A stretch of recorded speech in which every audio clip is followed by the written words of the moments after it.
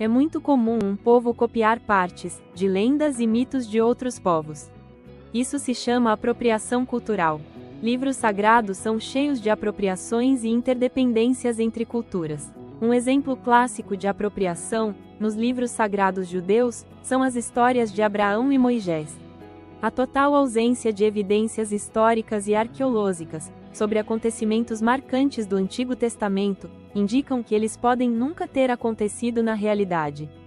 Exemplos consolidados pela ciência seriam tanto as 10 pragas do Egito, quanto o êxodo de Moisés, a abertura do Mar Vermelho, e até mesmo a escravidão de 2 milhões de hebreus no Egito Antigo.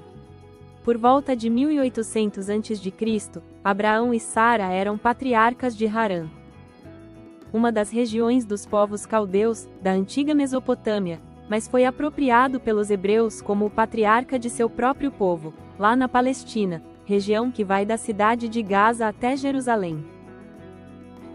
Ora, o Senhor disse a Abrão: sai-te da tua terra, da tua parentela e da casa de teu pai, para a terra que eu te mostrarei. E tomou Abrão a Sara, sua mulher, e a Ló, filho de seu irmão, e todos os bens que haviam adquirido, e as almas que lhe acresceram em Harã, e saíram para irem à terra de Canaã, e chegaram à terra de Canaã. Segundo a Torá, Abraão era de uma das primeiras gerações da humanidade pós-diluviana, sendo descrito como descendente de Noé e por consequência descendente de Adão e Eva. Genealogia essa que dá ainda mais indícios da sua existência mitológica e da não historicidade de seus atos. E viveu Matusalém, depois que gerou a Lameque, 782 anos, e gerou filhos e filhas. E foram todos os dias de Matusalém 969 anos, e morreu. E viveu Lameque 182 anos, e gerou um filho, a quem chamou Noé, dizendo: este nos consolará acerca de nossas obras e do trabalho de nossas mãos, por causa da terra que o Senhor amaldiçoou. Os livros antigos da Torá, de antes do êxodo de Moisés, utilizavam o calendário lunisolar, que mide os anos através de ciclos lunares, e não pelo movimento de translação, como medimos hoje no calendário gregoriano. A aparente longevidade dos primeiros homens da humanidade bíblica acontecia porque o ano era medido de forma diferente. Um ano no calendário lunisolar teria aproximadamente 30 dias, ou seja, o equivalente a somente um mês do nosso calendário solar.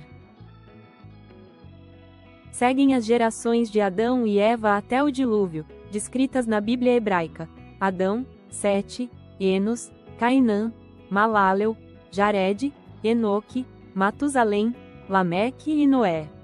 Após o dilúvio, Noé e Naamá tiveram 3 filhos, Sem, Cã e Jafé, que repovoaram a terra criando a árvore genealógica de todas as futuras nações bíblicas.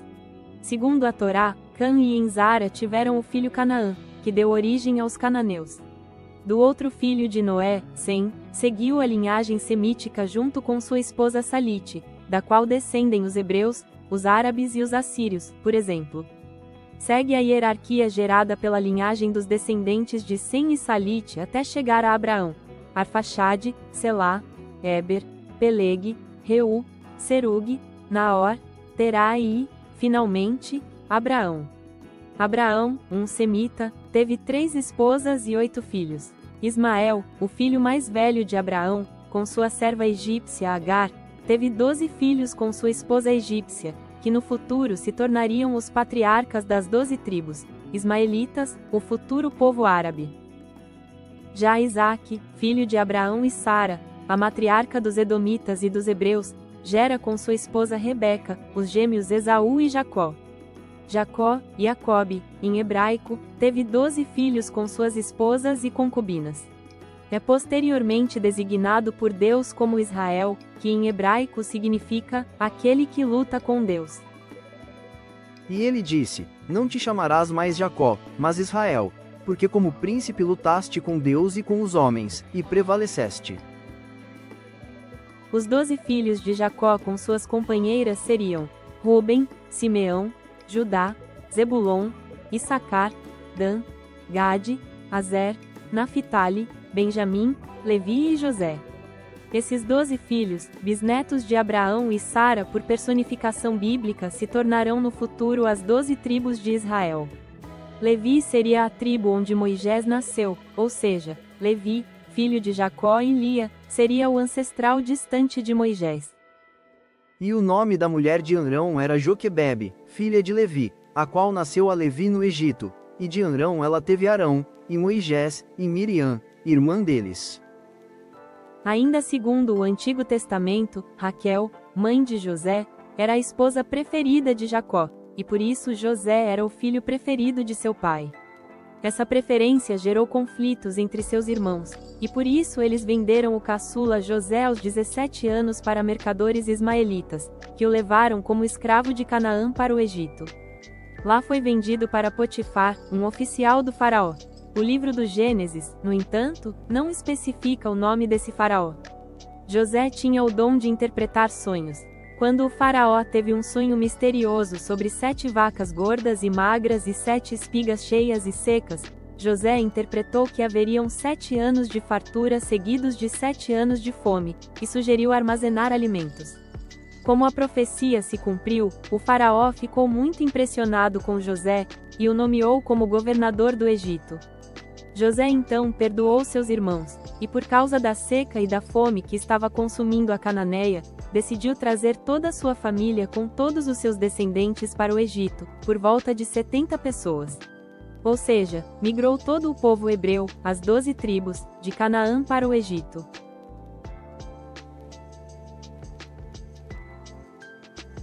Historicamente não há qualquer artefato ou evidência arqueológica sobre qualquer uma dessas histórias do Antigo Testamento.